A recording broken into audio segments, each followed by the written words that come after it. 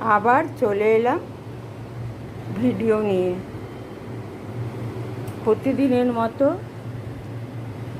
আজ আবার রান্নাটাই দেখাচ্ছি। ভেবেছিলাম রান্না করাটা দেখাবো, কিন্তু অনেক কাজ ছিল, তাই রান্না করাটা দেখাতে পারলাম না।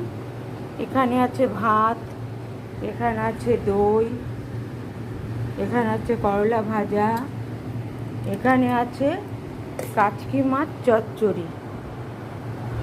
প্রথমে তেলের মধ্যে পেঁয়াজ, টমেটো, লঙ্কা ভালো করে ভেজে তার মধ্যে একটু ধনেপাতা দিয়েছি, একটু নুন, কাঁচা লঙ্কা দিয়ে ভেজে মাছটা মেখে রেখেছিলাম। তেল, লঙ্কা আর হলুদ দিয়ে মাছটা দিয়ে ঢাকা দিয়ে দিয়েছি। তারপর যখন তেল বেরিয়ে গেছে, আবার মাছটাকে উল্টে